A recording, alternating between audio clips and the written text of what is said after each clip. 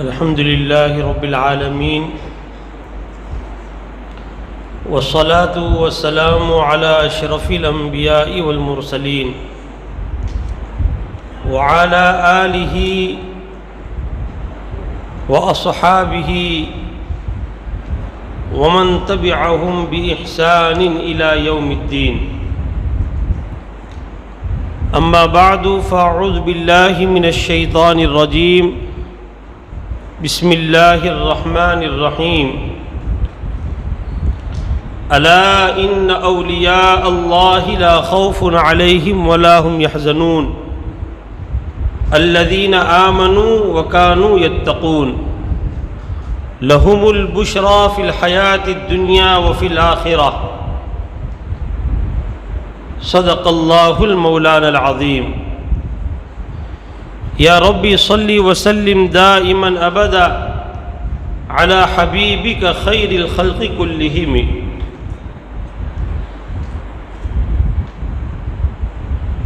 حضرات علماء کرام، بزرگوں اور بھائیوں، سیرت اولیاء سورت یا تاریخ باب مکہ یہ ایک ایسا عنوان ہے کہ اس کے اوپر ایک نہیں کئی نشستیں اگر ہو تب جا کر ان اولیاء کرام کی سیرت کا اور باب مکہ یعنی سورت کا کچھ اتہاس، کچھ تاریخ ہمارے سامنے آ سکتی ہے.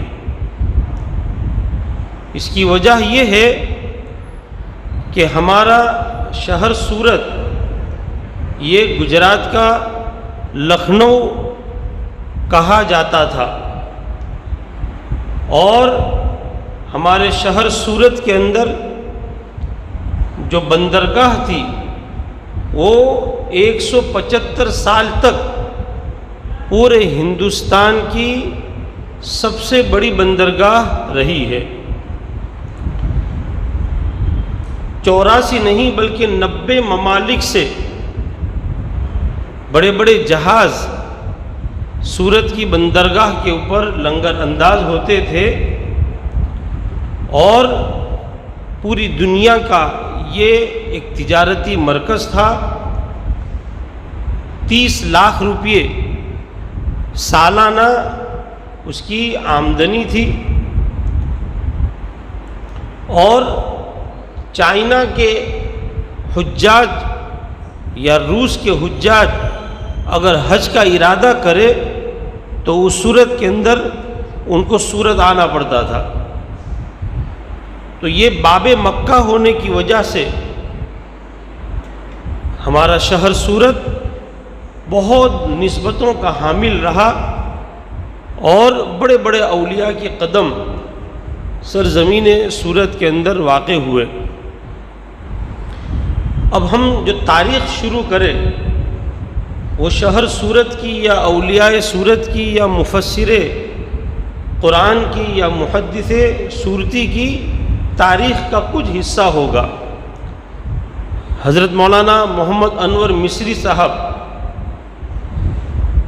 زید مجدہم، اسی طرح ہمارے بڑے بھائی حکیم محمد شارق اجمیری صاحب زید مجدہم، ان دونوں کی چاہت یہ تھی کہ اولیاء سورت کے اوپر یا سورت کی تاریخ کے اوپر کچھ بیان ہو.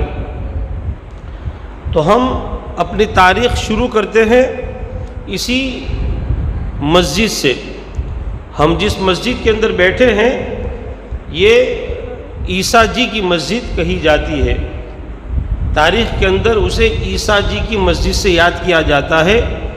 اب وہ عیسیٰ جی مسجد ہو گئی، کی نکل گیا. اس مسجد کے اندر حضرت شاہ عالم بخاری رحمۃ اللہ علیہ کے صاحبزادے حضرت سید راجو محمد کی اولاد، ان کی اولاد میں سے حضرت سید حسن عرف میر صاحب بخاری رحمۃ اللہ علیہ آرام فرما ہے۔ تو گویا کہ بخارا کے رہنے والے، سادات گھرانے سے تعلق رکھنے والے ہماری اس مسجد کے قبرستان کے اندر آرام فرما ہے۔ 1303 کے اندر تاریخ کے اندر لکھا ہے کہ حضرت سید محمد، جن کی ولادت سن ہجری 1226 کے اندر ہوئی، اور حضرت معلم ابراہیم رحمۃ اللہ علیہ کے شاگردوں میں تھے، اور حضرت معلم ابراہیم یہ وہ کامیاب استاد تھے جن کے شاگرد وہ اپنے اپنے مقام پر بافیض ہوئے، اور اللہ تبارک و تعالیٰ نے ان سے بہت کام لیا۔ تو حضرت سید محمد یہ بھی معلم ابراہیم کے شاگرد تھے، اور علوم عربی و فارسی اور فقہ و حدیث کے اندر ان کو بڑی مہارت تھی۔ عربی فارسی کے اندر بہت اچھا وہ لکھتے تھے، خوش نویس تھے، چنانچہ انہوں نے مشکات شریف کی 2 جلدیں عربی خط کے اندر لکھی، یہ ان کی یادگار ہے۔ آپ کا انتقال سن ہجری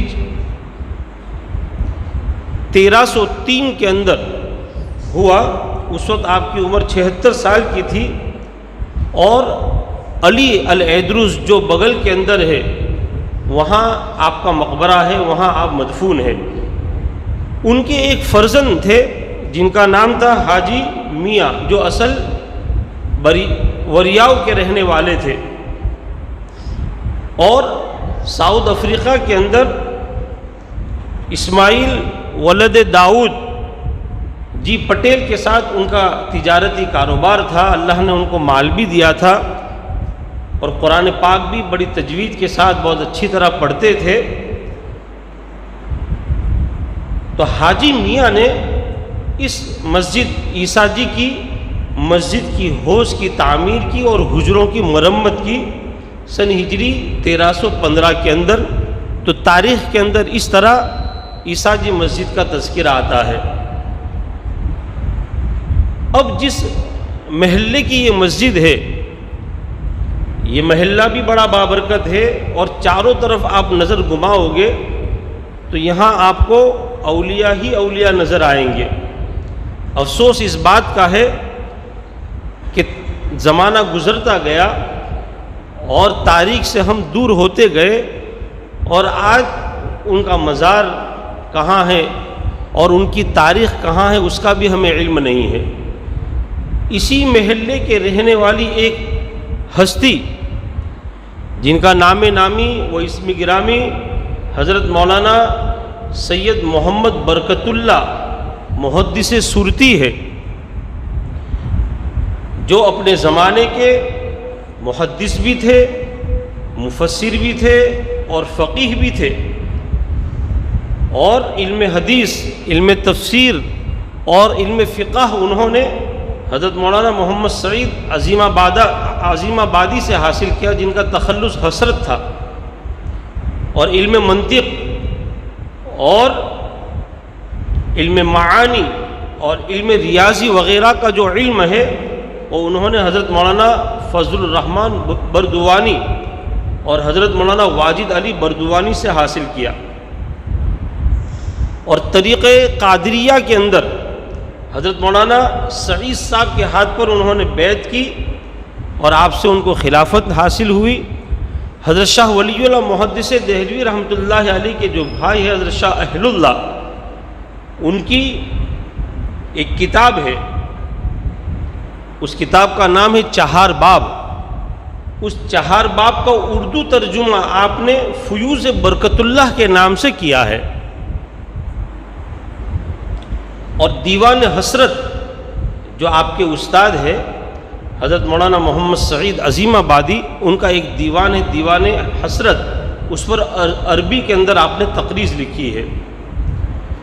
دارالعلوم اشرفیہ جن کے شیخ الحدیث حضرت مولانا حضرت الاستاد حضرت مولانا قاری رشید احمد اجمیری صاحب دامت برکاتہم محمد فیوزہم ابھی ہمارے درمیان میں اولیاء سیرت کے اوپر روشنی ڈال رہے تھے.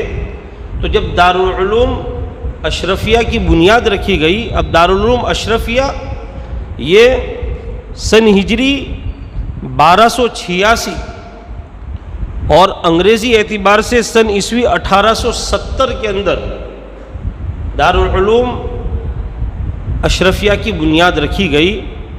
دارالعلوم اشرفیہ کے جو بانی تھے حاجی اسماعیل اشرف رحمۃ اللہ علیہ، وہ تجارت کی غرض سے کلکتہ تشریف لے جاتے تھے. کلکتہ کے اندر حضرت مولانا شیخ احمد علی محدث سہارنپوری اور محشی بخاری وہ درس حدیث کی نسبت سے کلکتہ تشریف لاتے تھے. چنانچہ آپ ان کے درس حدیث میں بھی شرکت فرماتے تھے.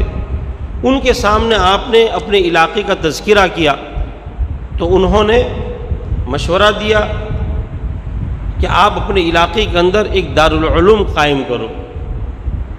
اور حضرت شیخ احمد علی محدث سہارنپوری یہ مظاہر علوم سہارنپور کے نائب محتمیم بھی تھے اور صدر مدرس بھی بعد میں ہوئے. اور اللہ تعالیٰ نے ان کے دور کے اندر مظاہر علوم سہارنپور کو ترقی کے بام عروج پر پہنچایا. تقوی طہارت اور علم حدیث کے وہ امام مانے جاتے تھے. اور حضرت شاہ محمد اسحاق محدث دہلوی رحمۃ اللہ علیہ کے وہ شاگرد تھے.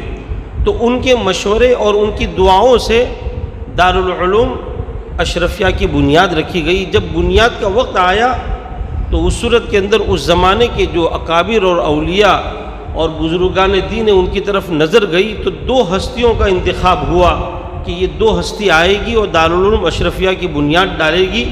ایک مجاہد ملت حضرت مولانا لیاقت علی الہ آبادی جو لاجپور میں رہتے تھے اور انگریزوں کے خلاف انہوں نے جنگ آزادی میں بہت بڑا رول ادا کیا تھا.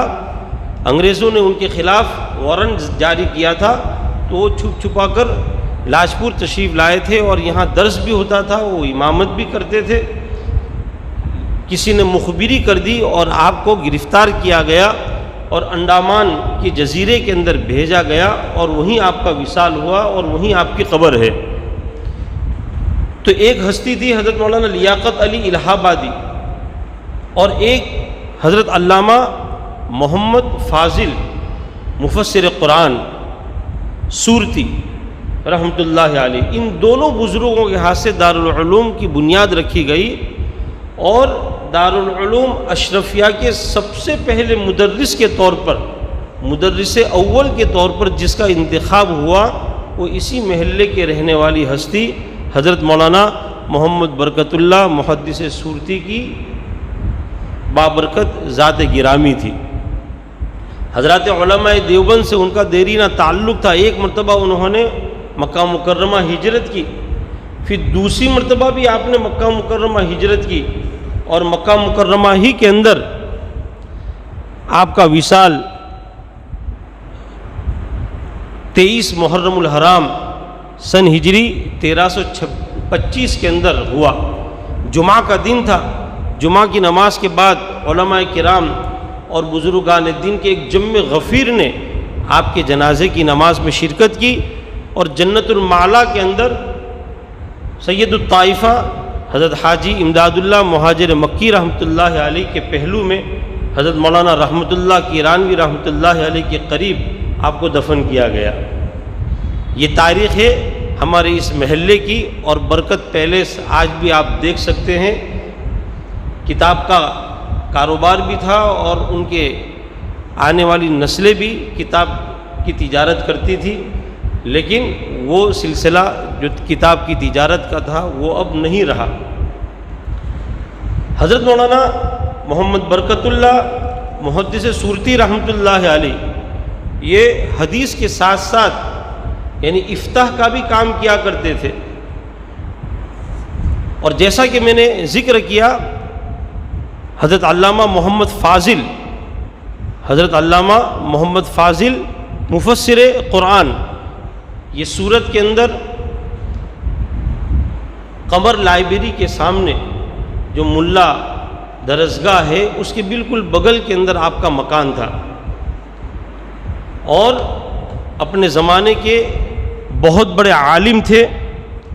آپ کی ولادت یہ سن ہجری 1217 کے اندر ہوئی۔ حضرت سعد ابن ابی وقاص رضی اللہ تعالی عنہ کے خاندان سے ان کا تعلق تھا۔ دہلی کے اندر اس زمانے میں حضرت شاہ عبدالعزیز محدث دہلوی رحمۃ اللہ علیہ جو سراج المحدثین وہ حیات تھے، اور ان کے پاس وہاں سفر کرنے کا کوئی ایسا بندوبست نہیں تھا، تو ان کی تاریخ کے اندر ان کی سیرت میں آتا ہے کہ حضرت علامہ محمد فاضل مفسر قرآن سورتی وہ سورت سے پیدل دہلی تشریف لے گئے، اور حضرت شاہ عبدالعزیز محدث دہلوی رحمۃ اللہ علیہ کے درس کے اندر آپ حاضر ہوئے، اور حضرت شاہ محمد اسحاق محدث دہلوی رحمۃ اللہ علیہ سے آپ نے حدیث کی سند حاصل کی۔ تو اس سے آپ اندازہ کیجئے کہ ان کے اندر علم کی کتنی بڑی تڑپ ہوگی، اور بڑے بڑے ان کا مدرسہ بھی وہاں چلتا تھا۔ ان کے متعلقین اور ان کے شاگرد ملا عبد الغفور جو بڑے تاجر تھے، انہوں نے آپ کے لیے پختہ مکان طلباء کے لیے بنایا تھا، اور درس ہوتا تھا۔ حضرت مولانا عبدالحی کفلیتوی رحمۃ اللہ علیہ جنہوں نے مسجد نبوی علی صاحبی الصلاۃ والسلام میں 7 مہینے تک حدیث کا درس دیا، وہ بھی آپ ہی کے شاگرد ہیں۔ سورت میں آ کر آپ نے ان سے علم حاصل کیا۔ 84 سال کی عمر میں 9 ذی الحجہ سن ہجری 1302 کے اندر آپ کا وصال ہوا، اور حضرت حافظ بہادر صاحب رحمۃ اللہ علیہ کا جو مزار ہے اس کے پیچھے جو قبرستان ہے یہاں آپ دفن ہوئے۔ آپ کی کرامت کے اندر ہے کہ حج کے ایام تھے، اس لیے کہ جب آپ کا وصال ہوا وہ 9 ذی الحجہ عرفہ کا دن تھا۔ اس سے چند روز پہلے وہ فرماتے تھے کہ میں حج میں جانے والا ہوں، تو لوگ کہتے تھے کہ حضرت حج کے ایام تو آ گئے، آپ کیسے جائیں گے؟ اس زمانے میں تو کوئی ہوائی جہاز تو تھا نہیں کہ 4 گھنٹے میں پہنچ جائے، لیکن جب حاجیوں کا قافلہ آیا اس میں آپ کے شاگردوں میں حافظ بھی تھے، قاری بھی تھے، عالم بھی تھے۔ انہوں نے آپ کی اولاد سے حضرت کے احوال پوچھے، تو ان کی اولاد نے کہا کہ حضرت کا تو وصال ہو گیا، تو یقین نہیں کیا۔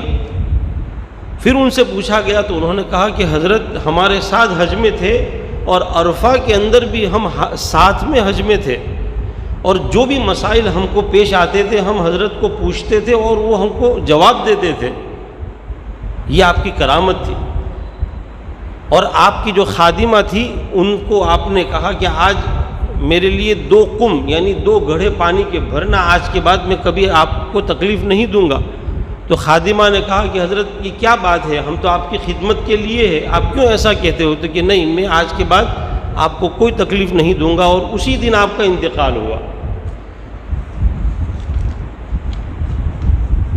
تقریباً 49 سال تک آپ نے افتاء کا کام کیا، اور پوری زندگی درس حدیث سے آپ کو مناسبت تھی، اور حدیث کا درس دیتے رہے، طلباء کو تعلیم دیتے رہے۔ ان کے فتاوی میں سے ایک فتویٰ وہ ان کی سیرت کے اندر لکھا ہے کہ کسی نے سوال کیا، کیا فرماتے ہیں علماء دین مندرجہ ذیل مسئلے میں کہ ایک شخص نے مسجد کے لیے کوئی چیز وقف کی اور اس کی آمدنی مسجد کے خرچ سے بہت ہی زائد ہے، اور مکمل خرچ اس میں ادا کرنے کے بعد بھی باقی بچتی ہے۔ مثلا آمدنی 1000 روپے ہیں تو خرچ 100 روپے بھی نہیں ہوتا، تو اس زائد آمدنی سے ان علماء، سادات اور درویش کی مدد کرنا جو کہ فقراء ہیں جائز ہے یا نہیں؟ یہ حضرت علامہ محمد فاضل سے سوال کیا گیا، تو آپ نے جواب دیا، الجواب صورت مذکورہ میں البتہ باعمل علماء اور سادات وغیرہ کی امداد مسجد کے اخراجات پورے کرنے کے بعد زائد رقم سے کرنا درست ہے، اس لیے کہ یہ مال اپنے مصرف کے اخراجات سے زائد ہے اور اپنے استعمال سے خالی ہے، اور وقف کی رقم جبکہ فی الحال اور فی المال ضرورت نہ ہو اسے فقراء کی امداد میں خرچ کرنا جائز ہے۔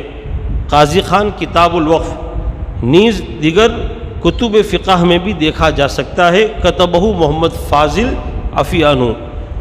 اور جب انہوں نے یہ جواب لکھا تو اس صورت کے اندر الجواب صحیح، اور مولانا شیخ محمد فاضل صاحب نے جو روایت بیان کی ہے وہ مذکورہ مسئلہ میں صریح دلیل ہے۔ کتبہ محمد عفی اللہ عنہ، تو اس سے مراد مولانا محمد برکت اللہ سورتی۔ تو یہ دونوں حضرات آپس کے اندر ایک دوسرے سے تعلق رکھنے والے تھے اور دونوں ایک دوسرے کے ہمزماں تھے، اور یہ دونوں اکابر جو ہے انہوں نے سورت کے اندر اپنے اپنے زمانے کے اندر بڑی خدمات کی۔ یہ ایک تاریخی حقیقت جو ہمارے اس محلے سے وابستہ ہے وہ آپ کے سامنے پیش کر دی۔ اس سے پہلے ایک اسی عنوان پر جلسہ ہوا تھا، اس کے اندر ایدروسی سلسلے کے حالات بہت تفصیل کے ساتھ آپ کے سامنے میں نے بیان کیے تھے، لیکن ان حالات کے اندر محدث لاثانی حضرت شیخ سید علی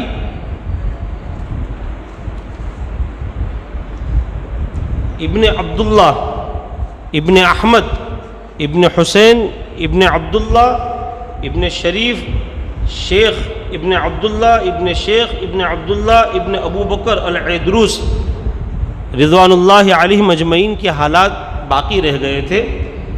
تو ایک ہے بڑا ایدروس، اور بڑا ایدروس اس کے پورے حالات اس سے پہلے جو نشست ہوئی اس میں نے بیان کر دیے، اور یوٹیوب پر بھی ہے، آپ اس میں دیکھ سکتے ہو، سن سکتے ہو۔ چھوٹا ایدروس جو ہماری مسجد سے چند قدم کے فاصلے پر ہے، وہاں پر جو ہستی لیٹی ہوئی ہے وہ اپنے زمانے کے قطب تھے۔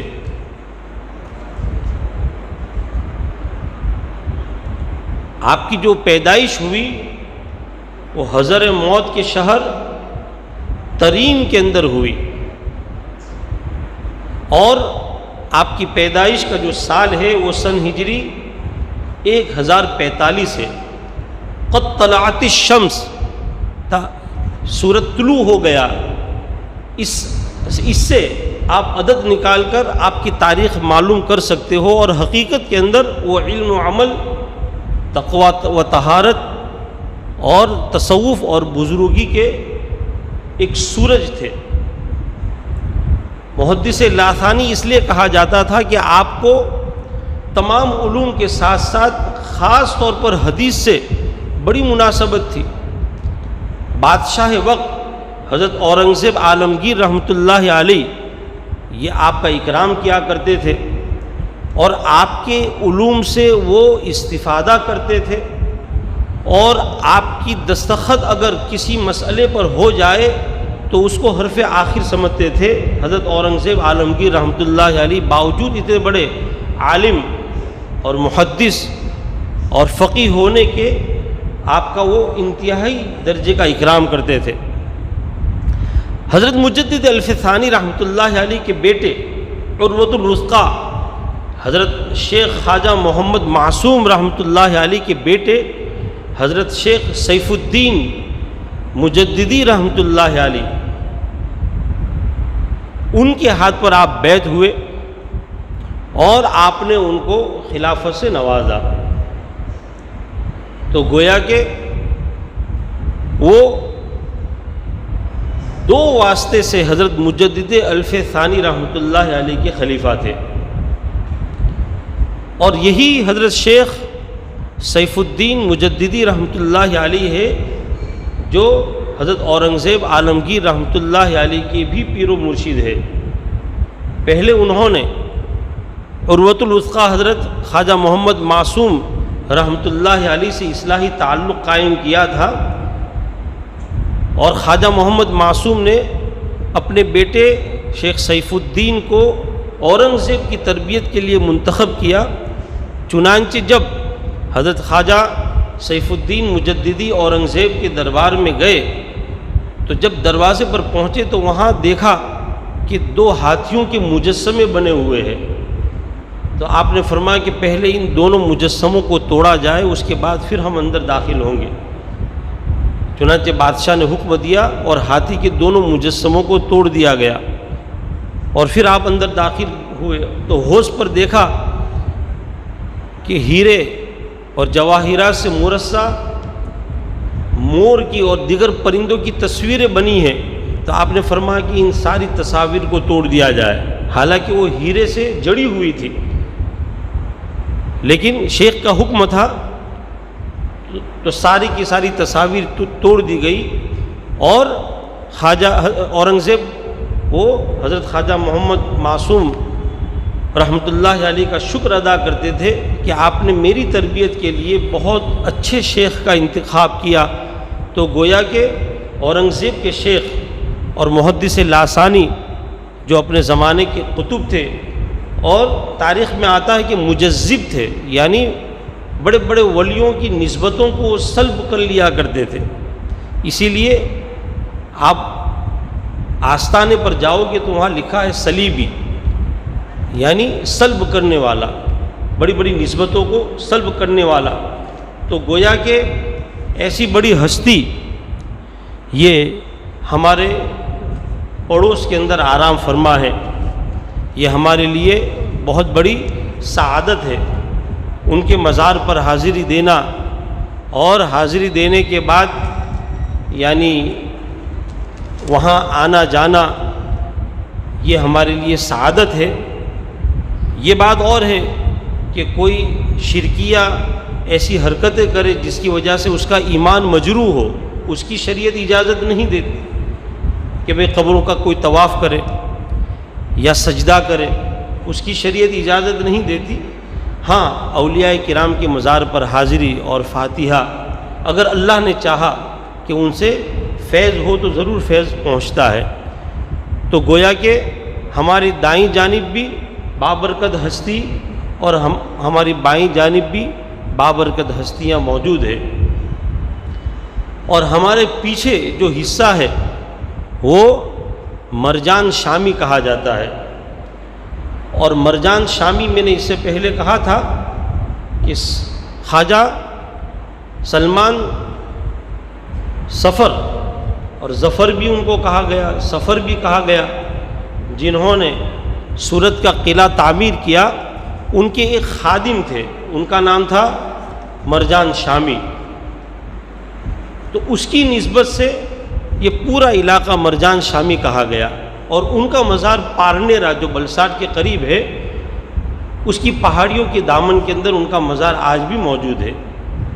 تو یہ مرجان شامی جو ہے، اس کے اندر بڑے بڑے اولیاء کرام اور بڑے بڑے بزرگان دین اور اپنے زمانے کے قطب، اپنے زمانے کے محدث، آپ جب تاریخ پڑھو گی تو اس صورت کے اندر آپ کو اندازہ آئے گا کہ کیسے کیسے جلیل القدر اولیاء، علماء، صوفیاء اور اپنے زمانے کے ابدال اور قطب مرجان شامی قبرستان کے اندر آرام فرما ہے۔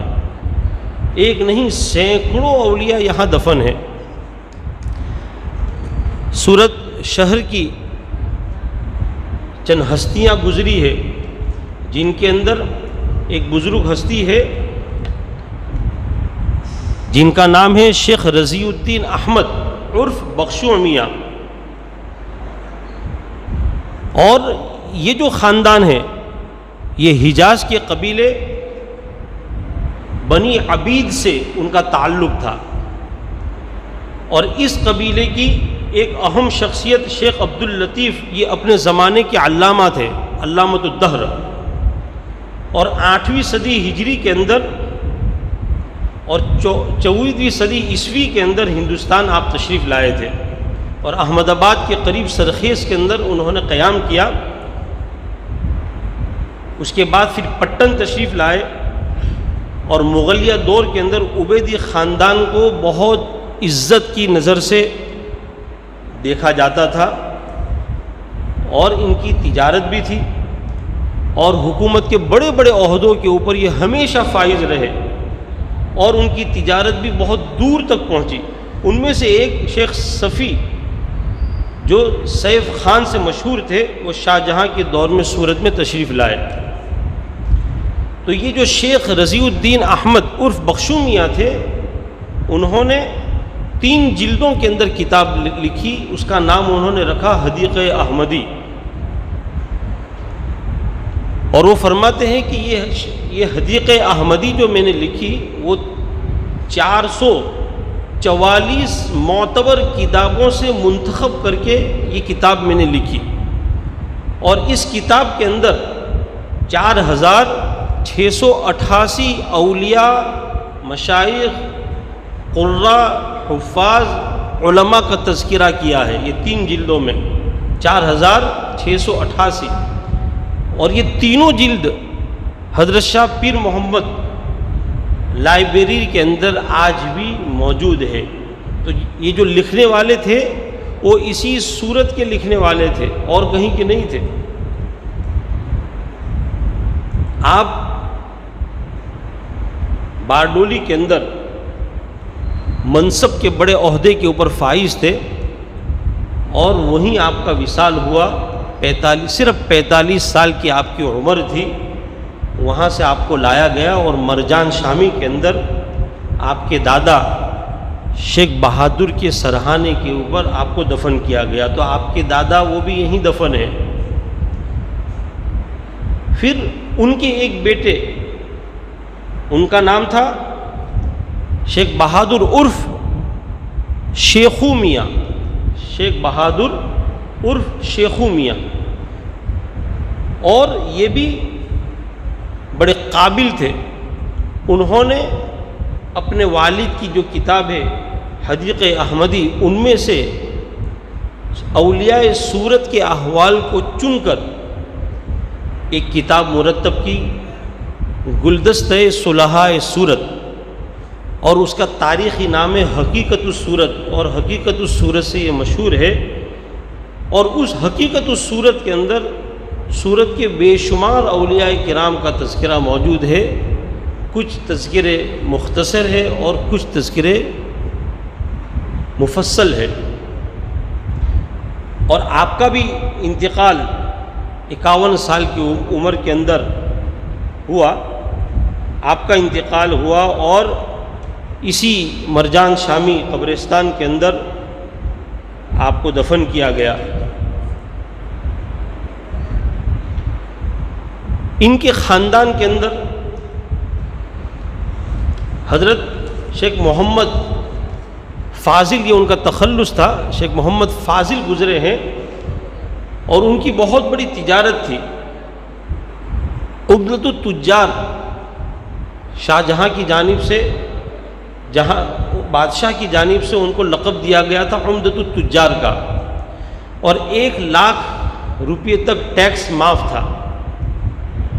اور کتاب کے وہ اتنے عاشق تھے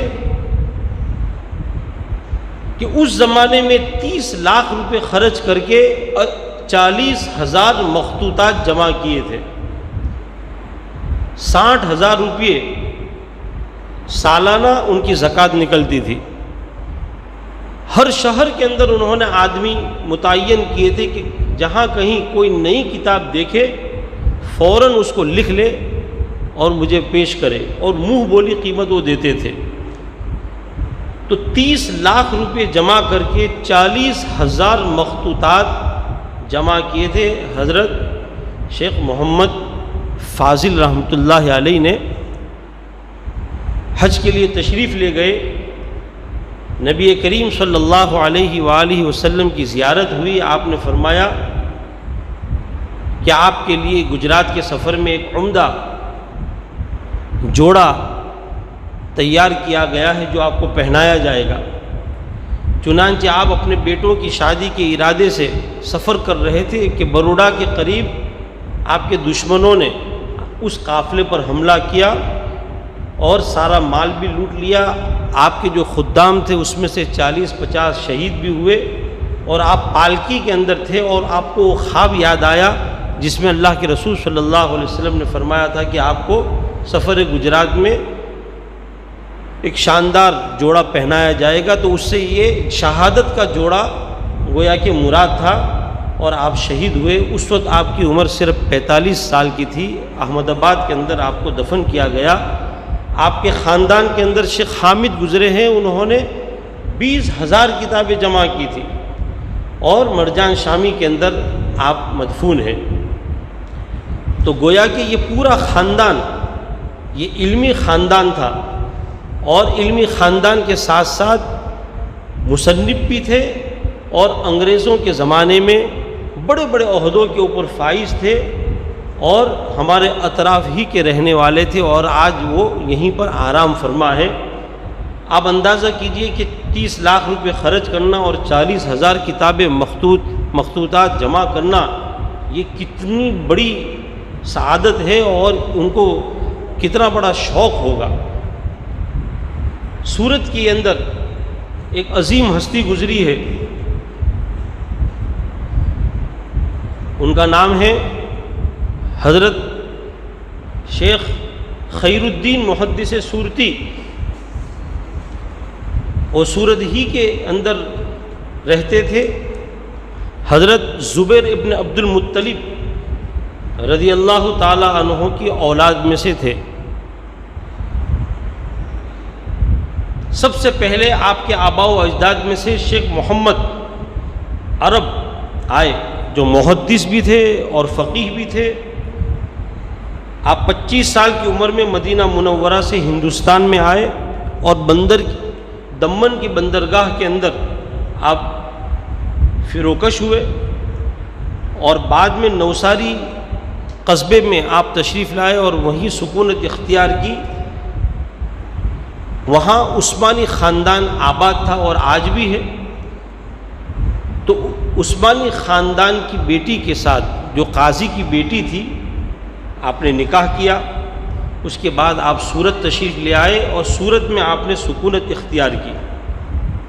آپ کے جو دادا تھے مولانا حسن محمد، یہ عالمگیر کے زمانے کے اندر بہت بڑے عالم اور فاضل تھے، اور آپ کے والد شیخ محمد زاہد یہ بھی اپنے زمانے کے علامہ تھے، اور حرمین شریفین کی زیارت و حج سے سرفراز ہو کر یہاں تشریف لائے تھے۔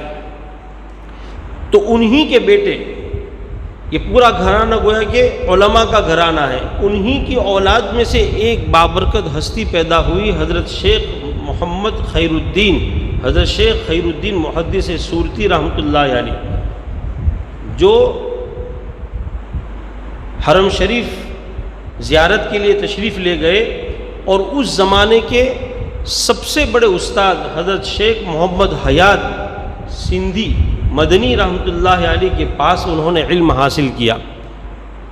حضرت مولانا شیخ خیر الدین محدث سورتی رحمۃ اللہ علیہ نے حضرت شیخ محمد حیات مدنی رحمۃ اللہ علیہ سے علم حاصل کیا، اور حضرت شیخ محمد حیات مدنی یہ وہ ہستی ہے کہ حضرت شاہ ولی اللہ محدث دہلوی رحمۃ اللہ علیہ بھی ان کے شاگرد ہے، اور شیخ محمد ابن عبد الوہاب نجدی یہ بھی ان کے شاگرد ہے، اور بڑے بڑے شاگرد پیدا ہوئے۔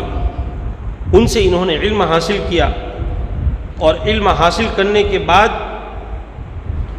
وہ تشریف لائے، اور سورت کے اندر 50 سال تک انہوں نے حدیث کا درس دیا، 1-2 سال نہیں، 50 سال تک۔ اور بادشاہی مسجد کے اندر آپ مدفون ہوئے 10 رجب المرجب سن ہجری 1206 کے اندر آپ کا وصال ہوا،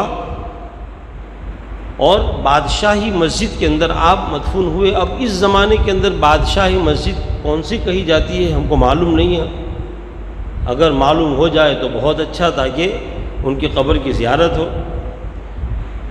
شواہد التجوید آپ نے لکھی، ارشاد الطالبین آپ نے لکھی، کتاب سلسلہ آپ نے لکھی، رسالہ شغل و اشغال وغیرہ یہ آپ نے لکھی، اور طریقہ نقش بندیہ کے اندر شیخ نور اللہ اور ان کے بعد شیخ نصر اللہ نقشبندی کے ہاتھ پر بیعت ہوئے، اور ان دونوں کے طرف سے آپ کو نقشبندی سلسلے کے اندر خلافت بھی ملی۔ حضرت شاہ ولی اللہ محدث دہلوی رحمۃ اللہ علیہ کے درس کے اندر حاضر ہو کر سورت کے اندر تشریف لانے والے حضرت شاہ رفیع الدین الہ آبادی، وہ جب سورت کے اندر تشریف لائے، اور وہ چونکہ سورت باب مکہ تھا اور یہاں سے ان کو حج کے لیے جانا تھا، تو انہوں نے اپنے سفر نامے کے اندر لکھا ہے مولانا، یہ وہاں حضرت شاہ ولی اللہ محدث دہلوی رحمۃ اللہ علیہ کے درس سے فائدہ اٹھا کر وہ سورت تشریف لائے، اور حضرت شیخ محمد خیر الدین کے درس میں وہ شامل ہوئے، آپ سے استفادہ کیا، اور پھر آپ یہاں سے حج کے لیے تشریف لے گئے۔ تو انہوں نے اپنے سفر کے اندر لکھا ہے سورت کے احوال کے متعلق کہ سن ہجری 1200 میں راندیر کسی حد تک اجڑ چکا تھا، کیونکہ سورت تجارتی اعتبار سے بڑی اہمیت کا حامل ہوتا جا رہا تھا، خصوصاً سورت میں جہاز رانی کا بڑا دور دورہ تھا۔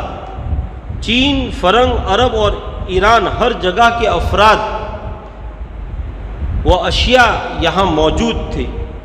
12ویں صدی ہجری میں عزت اسلام، یہ انہوں نے لکھا ہے، 12ویں صدی ہجری میں عزت اسلام اور رونق مساجد جو سورت میں دیکھی گئی، وہ اس زمانے میں شاید تمام ہندوستان میں نہ ہوگی۔ غالباً یہ برکات، مجاورات و ہمسائیگی حرمین شریفین کی بنا پر سورت کو حاصل تھی، اور اسی بنا پر سورت کو باب مکہ کہا جانے لگا۔ ان دنوں میں مولانا خیر الدین محدث سورتی مسند علم و فضل پر متمکن تھے۔ مولانا خیر الدین محدث سورتی کے حلقے درس میں مولانا رفیع الدین مراد آبادی رحمۃ اللہ علیہ نے بصد عقیدت شرکت کی اور سند حدیث حاصل کی۔ مولانا مراد آبادی اپنے سفر میں لکھتے ہیں کہ مولانا خیر الدین کی ذات بڑی متبرک اور مغتنمات روزگار سے ہے۔ اپنے سفر نامہ میں لکھتے ہیں، اسی لیے لوگوں کے لیے ان کا وجود باعث افتخار ہے۔ بہت سو نے ان کی خدمات میں علوم ظاہر و باطن حاصل کیے ہیں۔ زائرین حرمین شریفین کے لیے ان کی ذات عالی ماوا و ملجا ہے۔ اللہ تعالیٰ نے ان کو اس قدر عزت عنایت فرمائی ہے کہ شریف مکہ، یعنی مکہ کا جو گورنر ہے، شریف مکہ اور تمام حکام دکن تعظیم و توقیر کے ساتھ ان کو خط لکھتے ہیں، ان کے مراسلات کو احترام کے ساتھ وصول کرتے ہیں، اور اس کے باوجود مولانا پر تواضع و انکسار غالب ہے کہ بارہا دیکھا گیا کہ مہمانوں اور فقراء کے لیے کھانا خود لاتے ہیں، محتاجوں کی حاجت روائی کی صحیح بلیغ فرماتے ہیں، اور بنفس نفیس پیادہ یا سواری پر اس شخص کے مکان تک تشریف لے جاتے ہیں جس کے ذریعے سے کسی کی حاجت پوری کرنا ہوتی ہے۔ آپ اندازہ کیجئے کہ اتنا بڑا محدث جنہوں نے 50 سال تک حدیث کا درس دیا ہو، اور حضرت شاہ ولی اللہ محدث دہلوی رحمۃ اللہ علیہ کے گویا کہ ہم استاد رہے ہو، لیکن ان کے اخلاق اور تواضع کا یہ عالم ہے۔ اخیر کے اندر ایک محدث کا ذکر کر کے اپنی بات ختم کرتا ہوں، اور ان کا نام نامی و اسم گرامی ہے حضرت شیخ سید سعد اللہ سلونی محدث سورتی رحمۃ اللہ علیہ۔ اللہ تبارک و تعالیٰ نے، سلون جو ہے یہ الہ آباد کے قریب ایک بستی ہے، وہاں کے یہ رہنے والے تھے، اس لیے ان کو سلونی کہا جاتا ہے۔ حضرت مولانا سید سعد اللہ ابن سید عبد الشکور ابن سید غلام محمد سلونی، پیر محمد سلونی علیہ الرحمہ، یہ ولی کامل تھے، پورے ہندوستان میں قدر کی نگاہ سے دیکھے جاتے تھے۔ سلاطین مغلیہ آپ کے عقیدت مندوں میں شامل تھے۔ تو آپ سلون کے اندر پیدا ہوئے اور چھوٹی سی عمر کے اندر آپ نے اپنے والد سے اور اپنے دادا سے علم حاصل کیا، درس و تدریس اور رشد و ہدایت کی مسند پر متمکن ہو گئے، اور پرانے اور کہنہ مشق اساتذہ کے دوش بدوش آپ کا چشمہ فیض بھی جاری ہو گیا۔ اسی دور میں آپ نے نہایت گراں قدر کتابیں بھی تصنیف فرمائی، خصوصاً علم معرفت، فلسفہ اور حکمت اور فن منطق میں آپ کی تصانیف بہت بلند مقام رکھتی ہے، جیسے حاشیہ علی الحکمہ، کشف الحق، رسالہ فی شرح اربعین، چہل بیت مثنوی، تحفۃ الرسول، حاشیہ یمین الوصول علم فقہ میں ہے، اور آداب البحث علم منطق میں ہے۔ اس کے علاوہ بھی اور بہت ساری کتابیں آپ نے تصنیف کی۔ یہ حضرت شیخ سعد اللہ محدث سورتی رحمۃ اللہ علیہ یہ اپنے دادا ہی سے بیعت تھے، اور انہوں نے آپ کو قادریہ سلسلے کے اندر خلافت سے نوازا تھا۔ آپ کے والد نے بھی، حضرت شیخ عبدالشکور سلونی، اور آپ کے دادا نے بھی، دونوں نے آپ کو خلافت دی تھی، اور اس کے باوجود بھی آپ کی علمی پیاس جو ہے وہ باقی رہی، اور آپ حرمین شریفین تشریف لے گئے۔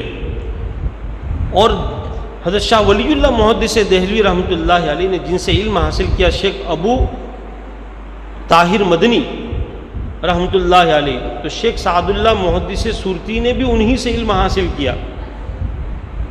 اور اتنا ہی نہیں، علم حاصل کرنے کے بعد مکہ مکرمہ کے اندر آپ کا قیام رہا، اور مکہ کے لوگوں نے آپ سے علوم ظاہری اور علوم باطنی دونوں حاصل کیے، اور یہ مغلی سرا کے رہنے والے تھے، کہیں دور کے نہیں تھے۔ تقریباً 12 سال مکہ مکرمہ میں رہے، اور 12 سال آپ نے درس حدیث دیا، اور علوم ظاہری اور باطنی۔ ایک بہت بڑی ہستی کا ذکر آتا ہے، شیخ مخدوم محمد ہاشم، حضرت مخدوم محمد ہاشم سندھی رحمۃ اللہ علیہ، وہ حضرت شیخ ابو القاسم نقشبندی رحمۃ اللہ علیہ کی خدمت میں حاضر ہوئے بیعت کے لیے۔ تو انہوں نے فرمایا، شیخ ابو القاسم نقشبندی رحمۃ اللہ علیہ نے، کہ بھائی میرے مریدین کی صورت مجھے بتلا دی گئی ہے، اور اس کے اندر آپ نہیں ہو۔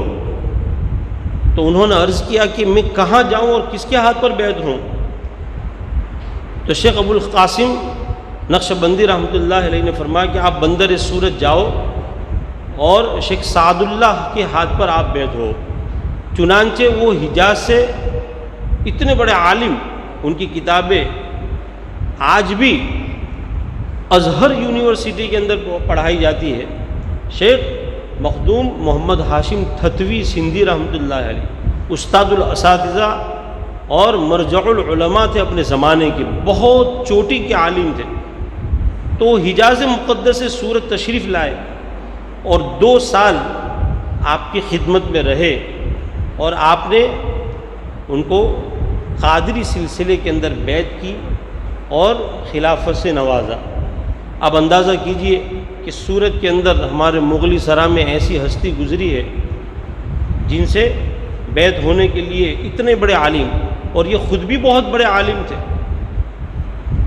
رقعات عالمگیری کے اندر ان کے خطوط موجود ہیں جو عالمگیر نے ان کو لکھا ہے، اور جب عالمگیر بادشاہ ان کو خط لکھتے تھے تو لکھتے تھے سیدی و سندی۔ آپ اندازہ کیجئے کہ اورنگزیب عالمگیر جیسا بادشاہ کسی کو سیدی و سندی لکھے تو وہ کتنا بڑا عالم ہوگا۔ اسی طرح شیخ عبداللہ بصری مکی، جنہوں نے بخاری شریف کی شرح ضیاء الساری لکھی ہے، وہ بھی آپ کے ہاتھ پر بیعت ہوئے، اور آپ نے ان کو بھی خلافت سے نوازا۔ اتنی بڑی ہستی ہمارے شہر سورت کے اندر آرام فرما ہے اور ہمیں اس کا علم بھی نہیں ہے۔ آپ کا وصال 27 جمادی الاولیٰ سن ہجری 1138 31 جنوری مطابق 31 جنوری سن عیسوی 1726 کے اندر ہوا، اور مغلی سرا کے اندر آپ اپنے مکان کے صحن ہی کے اندر دفن کیے گئے۔ اور میں تلاش کر رہا ہوں کہ کہیں سراغ مل جائے ان کے مزار کا تو مزار پر حاضری ہو۔ سلون کے اندر آج بھی ان کا خاندان موجود ہے، اور ایک نہیں کئی کتابوں کے وہ یہ مصنف، اور سب سے بڑی خصوصیت یہ تھی کہ ان کو تورات، زبور، انجیل، علم کیمیا، علم سیمیا، سارے کے سارے علوم سے یہ بہراور تھے۔ بڑے بڑے راہب وہ آتے تھے اور اپنے دین کا علم ان سے حاصل کرتے تھے۔ ایسے بڑے محدث حضرت شیخ سید محمد سعد اللہ سلونی محدث سورتی رحمۃ اللہ علیہ ہمارے پڑوس مغلی سرا کے اندر آرام فرما ہے۔ اللہ تبارک و تعالی ان کے فیوز سے، ان اولیاء کرام کے فیوز سے ہمیں مالا مال فرمائے۔ اور اس کے علاوہ تاریخ سورت اور اولیاء سورت میں اور بہت واقعات ہیں۔ حضرت خواجہ دانا رحمۃ اللہ علیہ کا ایک طویل واقعہ اور ایک طویل سیرت ہے۔ حضرت شیخ جمال الدین ملباری رحمۃ اللہ علیہ کی ایک پوری سیرت ہے۔ حضرت حافظ بہادر صاحب رحمۃ اللہ علیہ ان کی ایک لمبی تاریخ ہے۔ اور حضرت خواجہ محمد دہدار فانی جو بہت بڑے صوفی بھی تھے، عاشق رسول بھی تھے، اور بہت بڑے مصنف اور مؤلف بھی تھے، اور نبی پاک صلی اللہ علیہ وآلہ وسلم کے بال مبارک آپ کے پاس تھے۔ کسی نے کہا کہ آپ کے وصال کے بعد اس بال مبارک کا حقدار کون ہوگا؟ آپ نے فرمایا کہ جب میرا انتقال ہو تو کفنانہ دفن اور پورے فضا کو معطر کرنا، اور جس ڈبیا کے اندر یہ بال مبارک ہے اس ڈبیا کو کھولنا، جو اس کا مستحق ہوگا وہ بال وہاں پہنچ جائے گا۔ چنانچہ جب آپ کا وصال ہوا تو حضرت خواجہ ادروس اور بڑے بڑے اولیاء سورت وہاں موجود تھے۔ صلاۃ و سلام پڑھا گیا اور پورے فضا کو معطر کیا گیا، اور پھر اس ڈبیا کو کھولا گیا۔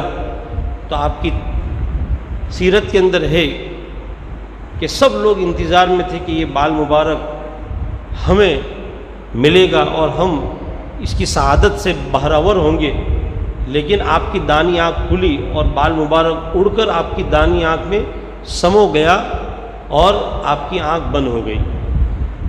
اور ایسا نہیں کہ یہ اتنا ہی، بلکہ کئی کتابوں کے یہ مصنف ہے، اور بڑے بڑے بادشاہ ان کی خدمت کیا کرتے تھے۔ حضرت خواجہ دانا رحمۃ اللہ علیہ اکبر بادشاہ یہ خود ان کا معتقد تھا اور ان کو ہدایہ پیش کرتا تھا۔ اور اطراف کے اندر خوب صاحب ان کی ایک تاریخ ہے، جتنی بھی مساجد ہے وہاں تقریباً اولیاء آرام فرما ہے۔ آج کی اس مجلس کے اندر ہم اسی پر بس کرتے ہیں۔ اللہ تبارک و تعالی ہمارا مل بیٹھنا قبول فرمائے، ذریعہ نجات ذخیرہ آخرت بنائے، اور ان اولیاء بزرگان دین کے فیوز سے ہمیں مال و مال فرمائے۔ وآخر دعوانا الحمدللہ رب العالمین۔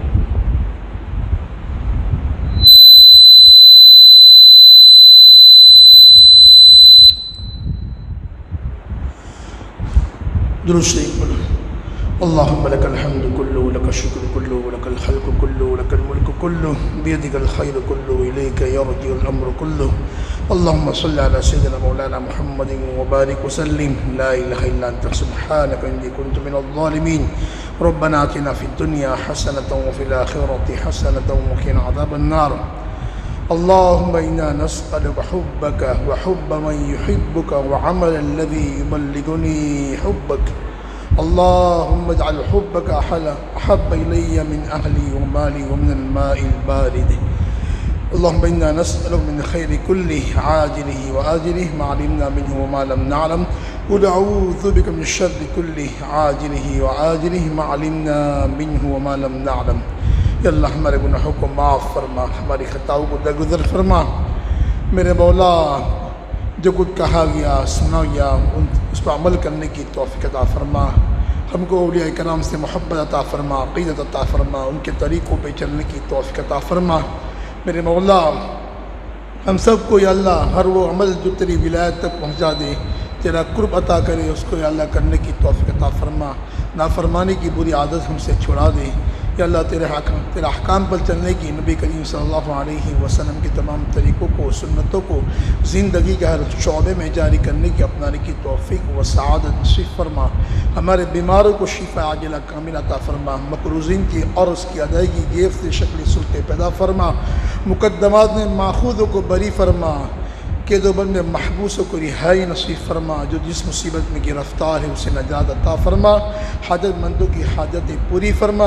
حضور صلی اللہ علیہ وسلم کا امتی جہاں کہیں بھی ہو، اس کی ایمان و اسلام کی، جان و مال کی، عزت و آبرو کی، اہل و عیال کی، تجارت کی، زراعت کی، کاروبار کی، ہر چیز کی پوری حفاظت فرما۔ پورے عالم میں جہاں کہیں مسلمان مغلومیت کا شکار ہے، اس کی بھرپور نصرت و مدد فرما، ظالمین کے ہاتھ کو ظلم سے روک دے، ناموس رسالت کی پوری حفاظت فرما۔ حضور صلی اللہ علیہ وسلم کی شان میں گستاخی کرنے والوں کی اللہ پکڑ فرما، ان کے اللہ سزائے دلوا، اس کی شکل صورتیں پیدا فرما۔ میرے مولا ہم تمام کی جائز تمناؤں کو، جائز دلی مرادوں کو پورا فرما۔ نبی کریم صلی اللہ علیہ وسلم نے خیر کی لائن سے، بھلائی کی لائن سے جتنے دعائیں مانگی ہیں، تمام خیر و بھلائی ہم کو، پوری امت کو عطا فرما، اور جن شرور و برائی سے پناہ چاہی ہیں ان تمام شرور سے ہماری پوری امت کی حفاظت فرما۔ اس پروگرام کی کامیابی کے لیے جس نے جس طرح جانی مالی یا اللہ جو محنتی کی، ان کے لیے بہترین دنیا آخرت میں بدلہ عطا فرما۔ حضور صلی اللہ علیہ وسلم کے صدقے طفیل میں ہماری دعاؤں کو قبول فرما۔ ربنا تقبل منا انک انت السمیع العلیم وتب علینا انک انت التواب الرحیم، وصلی اللہ تعالی علی خیر خلقہ محمد وآلہ وصحبہ اجمعین برحمتک یا ارحم الراحمین۔